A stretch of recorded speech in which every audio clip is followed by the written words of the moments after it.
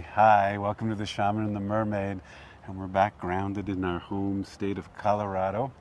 It's beautiful here right now. Katrina and I come down to this part often to look for owls, and we still haven't captured a full one yet, but we saw one flying through the woods, and there's an owl feather that we found that's now in her cap on the other side. But maybe after this video we'll actually find an owl. But you are here for the astrological report, which will be November 27th all the way through December 26th. In between we have a solstice, a Christmas, and lots of energy. What do you got? Well, we were looking at this time that there's a lot of movement going on in the planets. We have a lot of planets switching signs or going direct or going in retrograde. And we thought that it was a good time for, jockeying into position, getting ready as we turn that wheel on the seasonal calendar from solstice. And to me, that's the beginning of the new year. Well, really, spring to me is the beginning of the new year. But that midwinter point is when we start to turn to the light.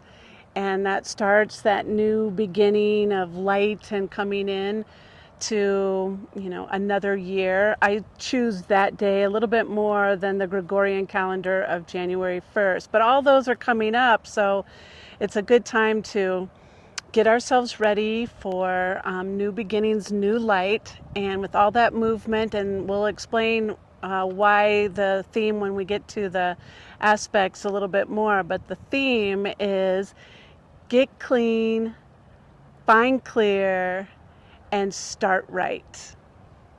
I like that. So it all begins on that Gemini full moon, November 27th. Hopefully you had a wonderful time with your Friendsgiving or Thanksgiving or Thankful Day or Gratitude Day, however you're celebrating it. And now we kind of march into that winter holiday time. And that Gemini full moon is auspicious in that there's a big square right on that day with Mercury and Neptune squaring off to each other. And so Mercury is going to be a key player in this. And he starts the whole astrology talk off by squaring with Neptune, which is the big mystic, the big spiritual prowess, sometimes the murky unknown, sometimes the infinite beyond. Lots of different ways you can look at Neptune, but Mercury is chosen to square it on that day. So there could be a little bit of tumble at the beginning, and then right after that Mercury is going to move into the sign of Capricorn. So it stirs things up with Neptune and then it slips into the sign of I'm Capricorn. Yeah, and it's going to be there for a little while, and then later on, mid-report at the new moon, Mercury is going to go retrograde, and then later on again, it's going to head back into Sagittarius. So Mercury is kind of doing a little gridding over Capricorn and Sagittarius, and we feel that it's part of that theme of get clean, find clear, and start right. Like instead of wavering with that Gemini full moon, that's a lot of, do I do this? Do I do that? It's, get clean and find clear and start right. It's like, don't waver. Let's get going. So Mercury into Capricorn on December 1st, starting off the month. And then what do we have? Well, you had a little astro drama poem going on for the next couple of aspects, and it started off with Venus in Libra squaring Pluto. And let's do that rundown here. Pluto is squaring with Venus, and I feel like Venus is getting a little bit of a spanking. Pluto's the soul. Venus is our loving self, our soul self, the individual self, and the big soul self, or the big soul of the cosmic force, is saying, "Hey, come on, get right." And so then she's like, okay, I will. And she moves into the sign of Scorpio and starts untangling. Scorpio is the murky, it's merging, it's going into the depths, it's finding out what's underneath all that dark waters, and find some stuff that needs to get untangled or purified or cleaned up. So she took the initiative and went right into Scorpio. And then right after that, she's trining with Saturn. And Saturn, trines are harmonious. And so first she gets the spanking from Pluto, then she goes into Scorpio and starts getting clean and clear on what's to do, and then she gets like this little, hey, good job from Saturn. And Saturn is karma. Saturn is just judgment. Saturn is, our spines standing up tall and being who we are. So then after she gets all clean, she's like, starts right. So that's like part of the theme. Why we played that out is Venus has a lot to do with that. In the beginning of this month, she's going to get that showcase. But then we move on, and Neptune, I said there's a lot of movement, a lot of shifting of going backwards or forwards, and Neptune's next. What happens to him? Neptune goes direct, and Neptune has been retrograde for almost 4.5 months. Neptune is in Pisces, and Katrina was, not that this is a bad aspect, but lamenting a little bit because this is getting close to the end of Neptune's journey in Pisces, which is a 14-year journey. We're on year 12 and a half, so in 2025 it'll leave and go into Aries, which will be gangbusters with spirituality or other things. But while it's going direct in Pisces, we're getting a boost in that spiritual energy where we can see what we need to clean, what we can see, what we need to find in clarity, and then we can come into a place where we're starting off right and balanced. And so this direct, I think, is supporting all of that tidal shift. Right.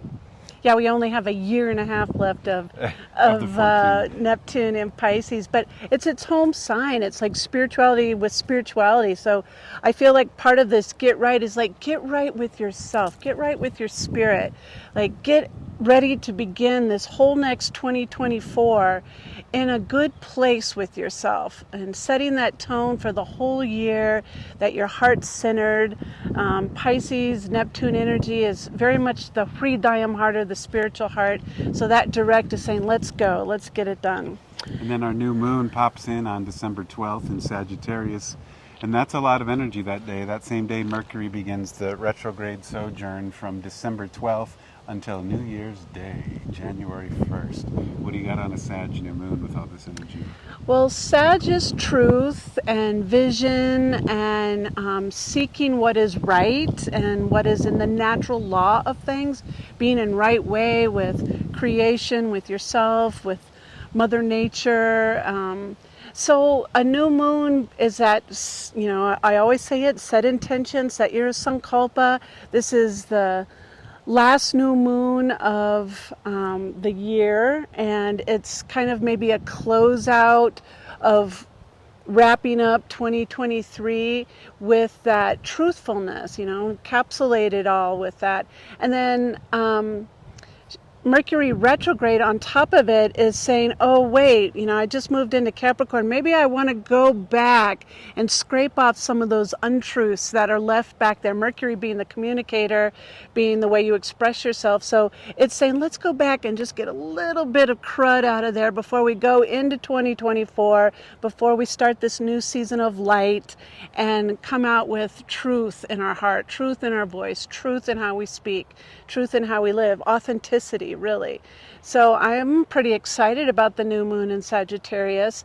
One of the things that can be tricky with Sag is there can be a lot of delusion or self-deception or being just deceptive in general to others. And so if there's been some sludge of that your Venus and Scorpio time didn't clean out, then maybe let it happen here on that new moon, just to be real straightforward and direct with yourself on that time, that new moon. Our next big shifting energy is Sun into Capricorn.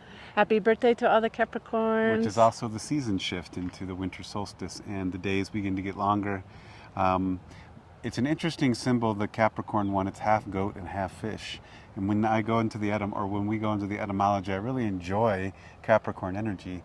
The goat is the one that can go the highest on the mountaintop and succeed and navigate the material world, and the fish is the one that goes deepest into the ocean and can navigate the spiritual realms. And so true Capricorn energy is balanced in both worlds. And it's also where we get the word capricious, and so that means like a little bit fun, a little bit mischievous. And so while Capricorn can sometimes get the rap of being very serious, it also is the storyteller and can be very playful while being grounded and spiritual.